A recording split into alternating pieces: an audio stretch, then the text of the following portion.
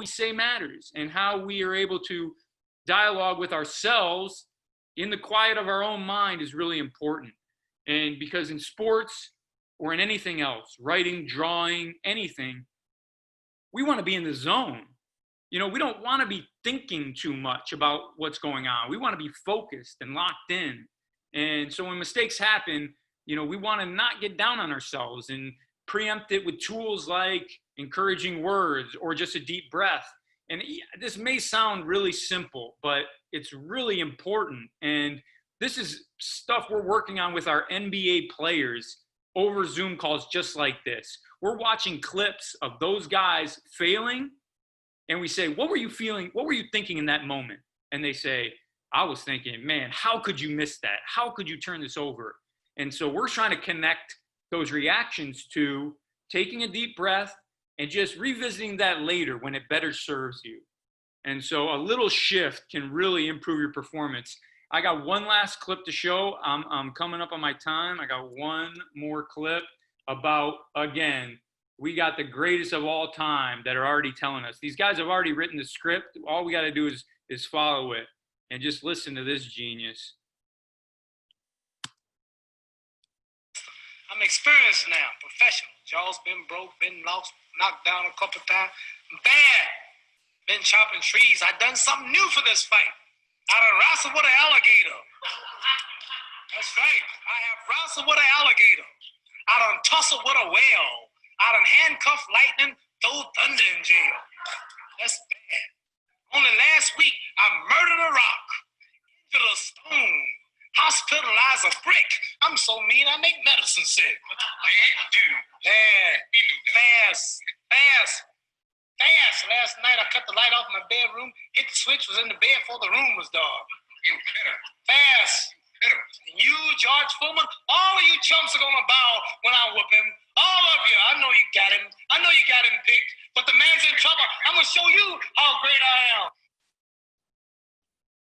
I'm gonna show you how great I am. The greatest. And there he gave you a little freestyle too to start it off. What a creative person he is. So yeah, I think that it's really important. What you say matters. The best of all time, really believe it. They have big dreams and they follow them.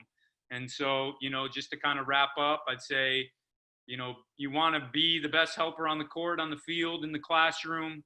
You want to be so busy improving yourself that you don't have time to worry about other people.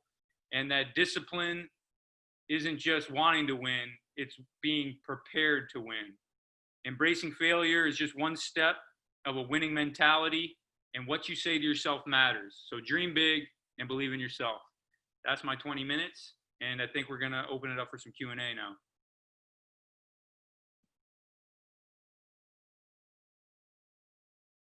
You guys could clap with your little reactions if you guys think I did a good job. Yes, great job. Yes, absolutely. Love the energy, Joe. Love it. That was great. Yep, we're going to move on to some questions and answers. I do have a note here to give you a reminder about unmuting. So you're going to raise your hand in the window, and then you'll be unmuted. We do have a few questions that have been compiled from our interns that work at the center, as well as a few basketball players. So I'm going to start us off with a few of those questions to give to Joe, and then we'd love to open it up to the entire group for some questions and keep the energy rolling.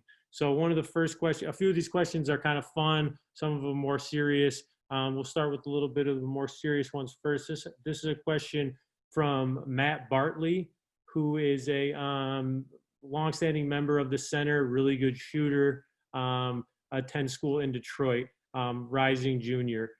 His question is, who are a few of your best coaches and what made them great? Great question. Well, I mean, I got to start with my mom and dad. I think they were my original coaches. I can still vividly remember submitting drafts to my dad, and they come back completely covered in red ink for all the corrections that he had for me. My mom used to practice with me all the time for declamations and speech contests, and teaching me about inflection and connecting my hands with my voice and things of public speaking that I still use to this day. So I'd say they're definitely up there, 1 and 1A of my best coaches. My high school coach, Mike Masucci, had an amazing way of preparing people's mentalities, talking about leadership, the things that now I'm most interested in as a coach myself. He was teaching me back when I was in high school. And so it's, again, I can really relate to being a kid and not receiving these messages as they came, and only later on understanding that it was the groundwork that he had laid that made so many of these things make sense later on in life. And so he was a big influence on me. And then my college coach, Hank Smith, was a very big influence on me, just about instilling in me kind of a work ethic and an understanding that kind of your mind controls your body, and that when you think you're tired, you're really not. That's just you wanting to take the easy way out, and that you can pretty much make yourself do anything if you believe that you can. And he pushed me physically over that ledge. And so I'm really grateful to all those coaches. That's great. Thank you. Matthew also was wondering who the best basketball player was in the Boylan family, but I handled that for him, no problem. So we don't need to answer that at this time. We have another question here. Who have been some of your favorite players to coach, and why? My favorite players, a lot of my favorite players probably aren't the most recognizable by name. They're usually the guys that are second round picks and undrafted, and they're the Kenrich Williams and Rade Zagoretz and just random guys like that. But I loved Steph Curry. Was an awesome human being. I really liked him. Mike Conley from the Memphis Grizzlies was a great player that was also a great guy. Loved fantasy football, so we talked about that all the time. And these guys are that's a hard question. There's too many of them. That's like picking your favorite sibling. It's too hard. Great. Another question we have here, and just a reminder, I think we lost John, who was, if John, if you're here and you want to raise your hand, feel free. For anyone else, feel free to raise your hand as we move forward. I have another question here. I think this was from our intern pool, and you touched on this a little bit, but what about life lessons you have learned from basketball and sports? Yes. I mean, part of that I think I kind of touched on. One is that you're here to serve other people. That team is more important than the individual. That, that's where my fulfillment lies, is being a part of something that's greater than me, and how that you can then leverage your platform to serve your whole community. And so I think that's really it. Running over when somebody falls down to pick them up off the floor, when somebody's tired and can't stand up, grabbing them and putting their arm around you to hold them upright. Words of encouragement when people are down, just being a good teammate. And then obviously being a good listener, being coachable.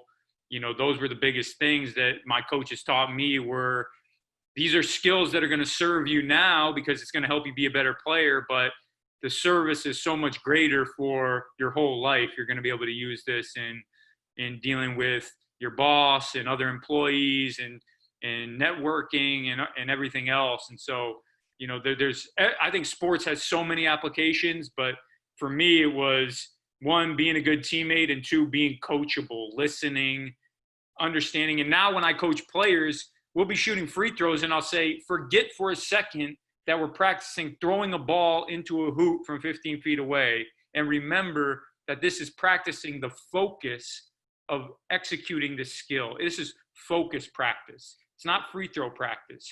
We know you can make the free throw, but can you practice focusing now in an area that maybe you don't give a lot of attention to? And I think that carries over all the time. If you practice focus on the court, now when it's time to listen to your significant other or to listen to your parents or whoever, you have practiced focusing, and it makes you, I think, just a better person.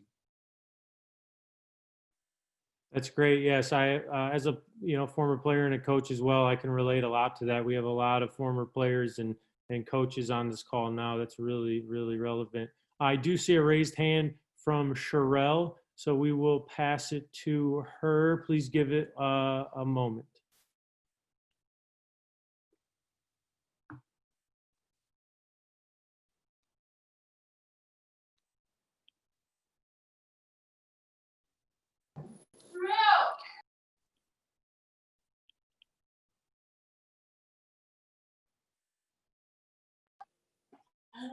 Wait, is it unmuted? Yes, it's unmuted, Sherelle. Okay, so my question was, so with all that you said in learning about and you encountering different people, how do you handle adversities or like problems when you're emotionally charged or upset or something happens and you're trying to handle it like in a professional way, but like still let them know like, okay, no, that was wrong. Great question. You're talking about me, right? How do I handle it? Yes, like now that I've learned, like you were a coach and you like, I feel like you work with different people, different teams and stuff. So it's like you encounter a lot of different people, different backgrounds, different attitudes. So how do you deal with that? Like, how do you manage all types of people and stuff like that? Yeah, that's an amazing question because it is a big challenge. There are so many different people and people receive your message in so many different ways. And I think that you can say one thing to one person and it resonates completely, and then you say it to the other person and they may be offended, or they may just look at you funny and not understand where you're coming from with it. And so I think connecting to people, in like having empathy for people where you kind of try to understand where they're coming from, is huge in that. And I mean, I'm no expert at this by far. I'm still learning like everyone else. I still get upset and frustrated in those moments you're talking about. And when emotion takes over, I'm very grateful that I have taken time to practice going to my happy place. As funny as that sometimes sounds, like I literally sit with a clinical psychologist and one of our players, and we work on navigating our emotions, going to a disturbed memory, whatever it is, getting cut off in traffic, or somebody responding wrong, somebody talking out their neck at you when you just address them very respectfully, and you're like, whoa, okay. And so we go into that in our minds, and then we feel that, and it feels different for everyone. For me, it's a tightness in my chest. I describe it as butterflies in my stomach. Sometimes my fist ball up. Sometimes my jaw clenches. And I notice this because I practiced it.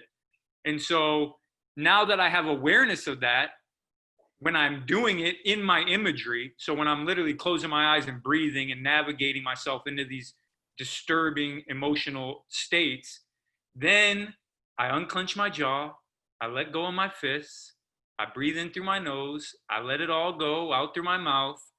And what I do it as practice is I go to my little rock by the stream, I move the trees around so the sun can shine on me, and I just kind of chill out. And then I respond. And then I navigate back and forth. And then the next time I go back, it's not quite as powerful. It doesn't have a hold on me the way it may have the first time. And so then I try and apply that in my real life when I do get cut off in traffic, or when somebody does respond in a way that I don't like. I've already rehearsed. I'm not just going to let my emotions respond for me. I'm going to bring awareness to the fact that these emotions are there, and then I'm going to choose what serves me in that moment. And sometimes I do think it serves me to say, to go off on a player who's told me he wants me to hold him accountable of being on time, and now he's late again. Sometimes I need to let him know that is not acceptable. We created a standard and you violated it. And that's not just all good. It's not what you want. It's not that everything is all good. It's just I'm choosing to use my emotion in that situation instead of just letting my emotions kind of choose for me. Great question. Great question from Sherelle. I see some commentary. That's a great question for Joe. Joe's a very, for those that don't know, a very emotional and fiery player. Oftentimes, his opponents, their emotions getting the best of them. So I think he mastered that at a young age, even though he didn't, necessarily know how to articulate it. I also see a question. We're going to go to Angelica. I do see another person waving as well. So we'll go to Angelica first.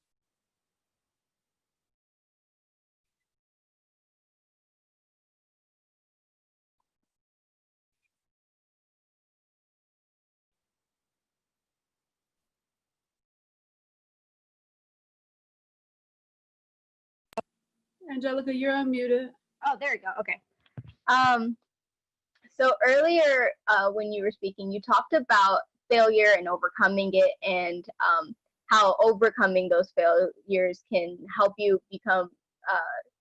learn more about yourself as a person and grow.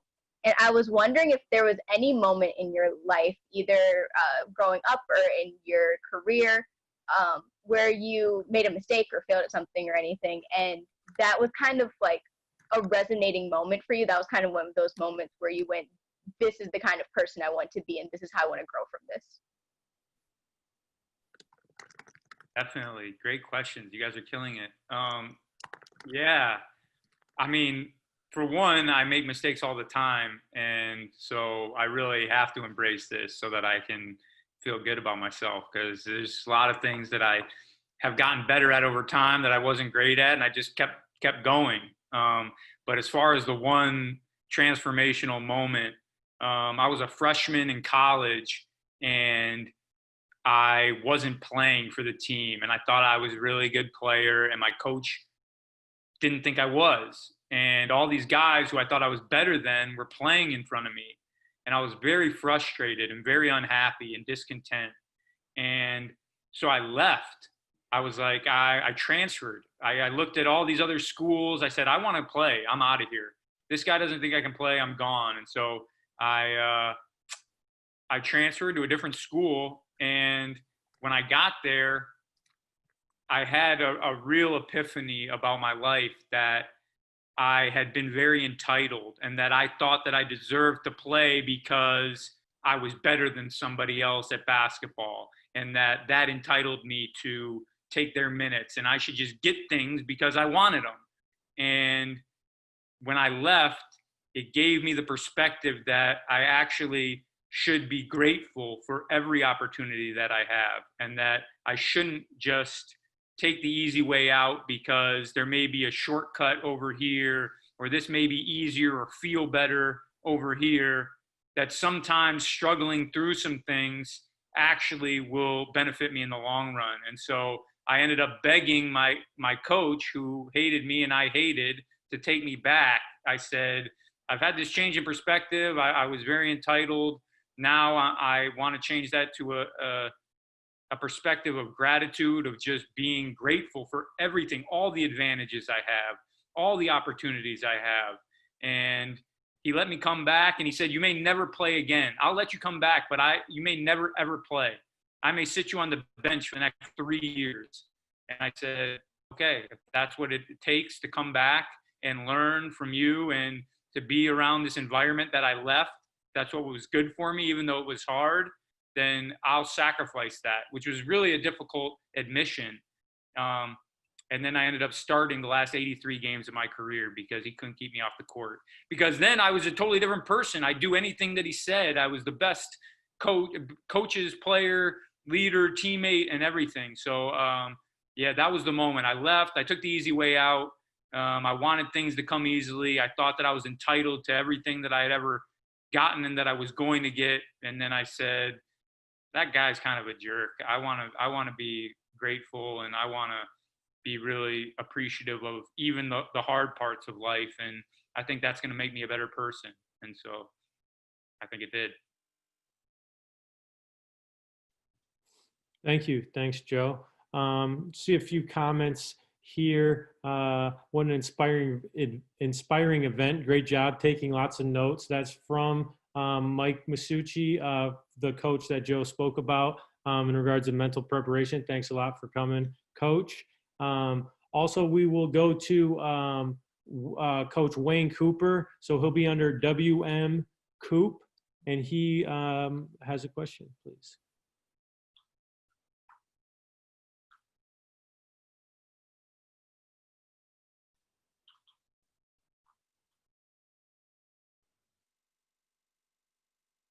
Thank you, Dan. Thank you, Joe. I like to visit all the clinics I can go see. I'll see high school coaches, grade school coaches, college coaches, take anything in that I can get to make myself a better coach. It doesn't matter where I get it from. Joe, what do you do to make yourself a better X's and O's man as a coach? Yeah, what I do is I'm very lucky that I have video guys that work for my team. And so I have them clip every NBA game that is decided by 5 points or less. And I watch the last 2 minutes of those games. So at the end of every month, I'll watch about a 30-minute edit of the last 2 minutes of every close game in the NBA. And then I'll draw and take notes on the plays that I watch, that guys use that I like. I'm probably less and less interested in the X's and O's now. I'm much kind of more interested in just the players and what they're thinking and feeling. And that's been kind of a change for me. I at one time was very, very interested in the X's and O's, but there's a lot of great, Twitter is great. I follow all these great accounts. I think Liam Flynn is one of them. And there's all these great coaches that aggregate all these clips and plays and summaries of ATOs, and which are after timeout plays, ATO. And yeah, so those are kind of, I'm a big fan of following smart people on Twitter and letting them produce content that I can kind of consume. And then practicing it, just drawing out plays, sitting down with a pen and a piece of paper and practicing, my favorite 5 or 6 plays, just so that if for whatever reason an opportunity comes in practice or in a game where coach hands me the clipboard, I can, functionally draw something up that's going to work. Thank you. Yes, I'm constantly hearing from Joe all the different ways that he's learning and reading and working on his craft. It's very inspiring. And then I, get a lot of that information kind of by osmosis through him, which is great. He's definitely one of my greatest coaches. So that is a good question. And Joe is really, really natural at that. We have a few more questions. Let's go to Demarion. His hand has been raised a while. So to Demarion next. Yeah, I had a question. The question was, what life lesson have you learned from a player that you coach? Wow, another great question.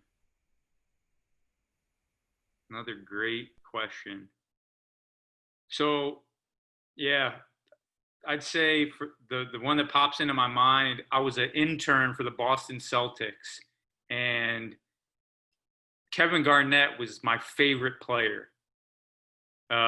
He's retired now, but he's a very intense guy, super leader, winner. He just gave you goosebumps. I mean, he walked on the floor. You wanted to be the best passer, the best rebounder, the best mopper of sweat, whatever. He just made you want to be great. And he was such a hard worker, so humble. And one night, it was late. He was getting treatment.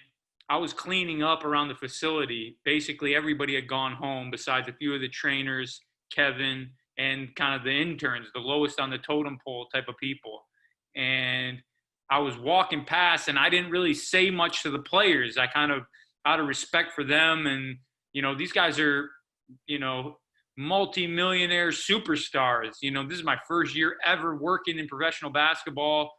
I didn't ever say much at all to anyone unless they spoke to me. And he stopped me while I was, I think, taking out the trash or something and said, "Hey, why do you do this? Why are you here? how did you get it so the Boston Celtics are giving you a paycheck? What's inspired you to get here? What's your story?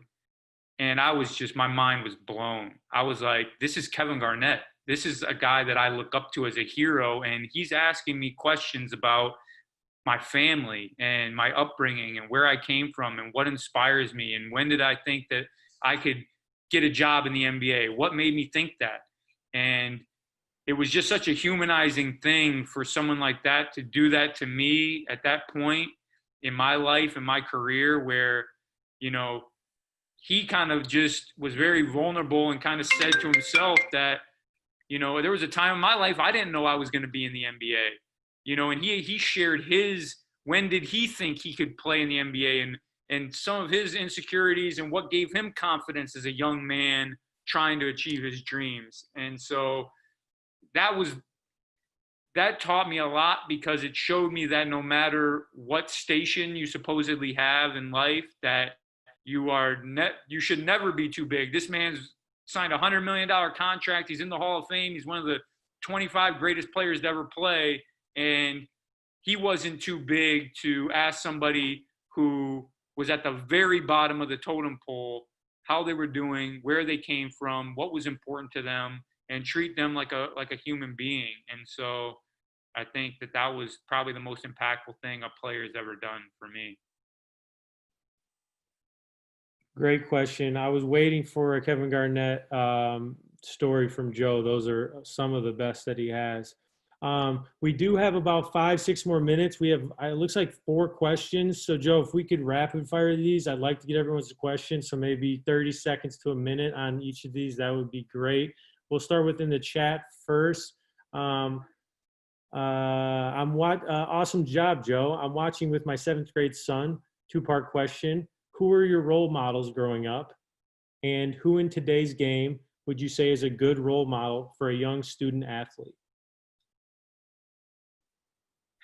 Yeah. I mean, I'm so biased right now. Sorry, what was it? Rapid fire. What was the 2 questions? Role model. Who are your role models growing up? Oh, my role models were probably my mom and dad. Again, they were big for me. Basketball players I loved. Isaiah Thomas. I loved Allen Iverson. I loved all the small guards I loved Jalen Rose. The Fab Five were a huge influence on me, which I don't know if that was a good thing. I talked way too much trash as a player, and I blame them. And then who in today's game would you say is a good role model for a young student athlete? Yeah, I mean, it's hard to go against LeBron in this case. I think LeBron does so many good things in the community. LeBron's like just such a powerful person off the court, opening up doors for his friends, you know, putting all these people in position to be successful.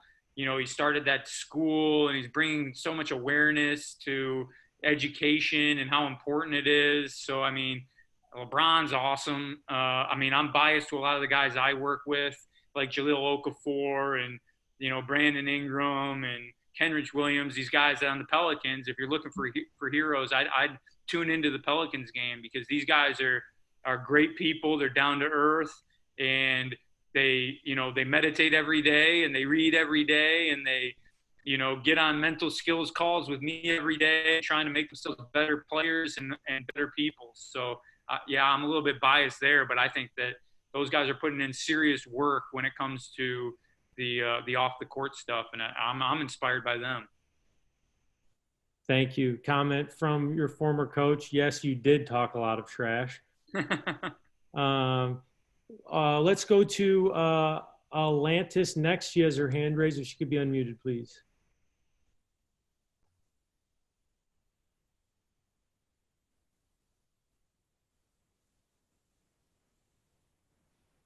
Atlantis is a star student at Say Detroit.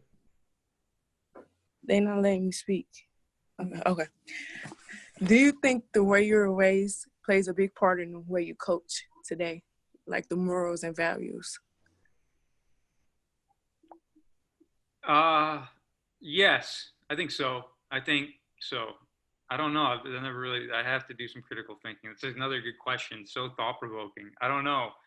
I want to say yes, but I also think I've changed and grown every year. And the way that I coach now isn't the way I coached 2 years ago. And it wasn't the way I coached 5 years ago. And I look back at how I coached 5 years ago and what I thought was important and the emphasis that I put on things. And now I think, oh, I kind of missed out on coaching some of the things that now I think are even more important. So I do think that it is that both my parents obviously have had a major influence on me. And then I think just being a lifelong learner and trying to continue to find better ways to connect and to teach and to understand what the message being received is, because, it doesn't really matter what it matters what they learn. They say you haven't taught it until they've learned it. And so all the information I have is kind of useless if I can't communicate it in a way that is understandable. So I don't know if I answered it, but it's a hard question. Good question. I got to think about it.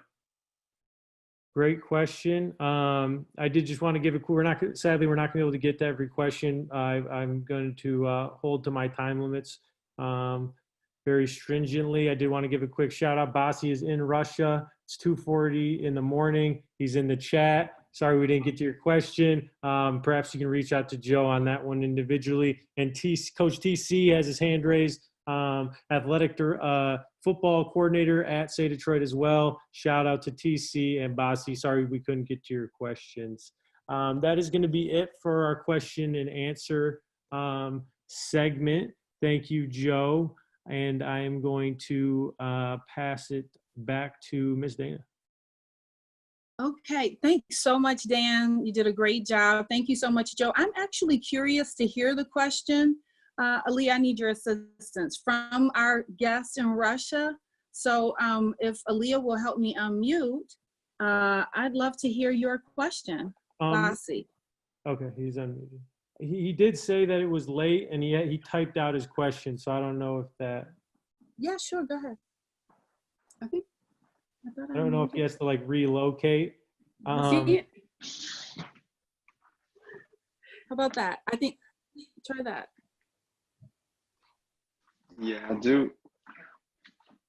Hello, everyone. Thanks for unmuting. Yeah. Well, a quick story. I met Joe in 2011 when I came to, actually both Joe and Dan, when I came to Attack Athletics in Chicago to work out. And so I'm a former student athlete and I play professional basketball a little bit. And so now I'm working with athletes as their basketball and sports performance coach. And so my question to Joe, first of all, good to see you, man. But knowing the experience that you have, what advice could you give to younger self on how to stay focused and how to be in the moment, for example, in clutch situations, or even when nobody's watching you and you just train some small detail like free throw shooting? Great question, Bossy. Great to see you. You're killing it over there. I love your social media. You got to follow this guy on Instagram. He's taking over. Unbelievable. He gets all the best coaches. He's he was a great player, worked harder than anyone by far. And so it's so obvious that he's dominating in this new field that he's chosen. But yeah, to answer your question, I think it's all about the breath. We forget to breathe. And it's so funny because Coach Masucci used to talk about this all the time about what choking is, and that it's literally just stopping your breath. And by trying to, when you hold your breath, you lose your breath, and breathing in through your nose, out through your mouth. And then for free throw shooting, I like to shoot in that little pause at the end of that exhale, that little moment after you exhale where there's no inhale or exhale. That's when I like to shoot the free throw. Some guys like to rise with the inhale. They rise on their shot with the inhale. Mm-hmm. I play around with it, whatever feels comfortable as far as the actual technique. But it's so true. In the moment, what do you do that takes you out of thinking and into just doing? How do you interrupt that flow state? And the example I read in a book that really resonated with me is if you try and walk on a balance beam that's on the ground, it's pretty easy.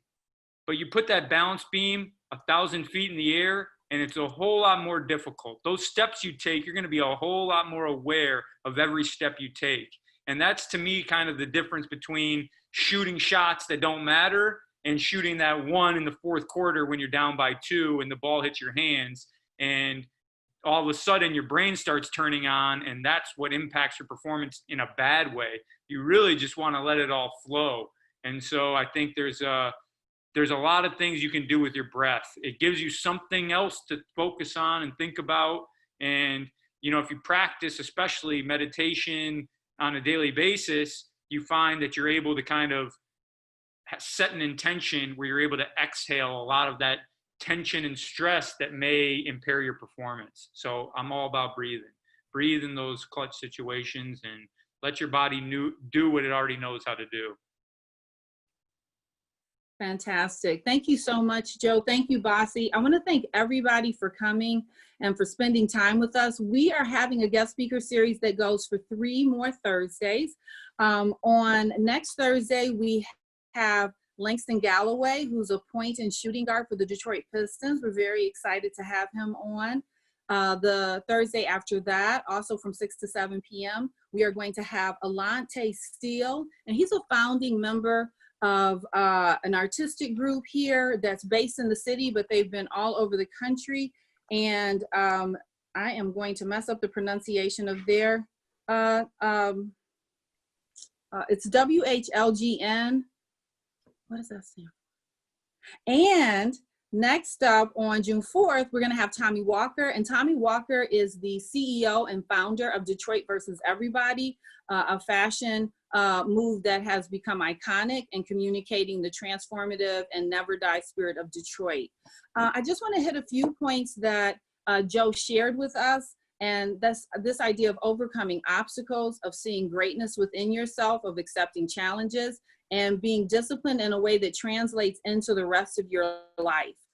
Those are really exciting things for us to think about when mentoring the young, but also as a young person, and realizing that you can craft the life that you want to have, which is just what Joe has done for himself. And I'm really proud of him for doing that and appreciative of his being here with us. And I want to also urge any young people who aren't already a part of the Stay Detroit Play Center's remote programming to join us ASAP. If you go to our website, sayplay.org, you can click the link to register, and you're going to be a part of fantastic education in art, science, media, and in making healthy choices, as well as being a part of this guest speaker series. So thanks again, Joe, and thanks everyone for coming. You guys be safe and stay well. Thank you. You're welcome. Thanks so much.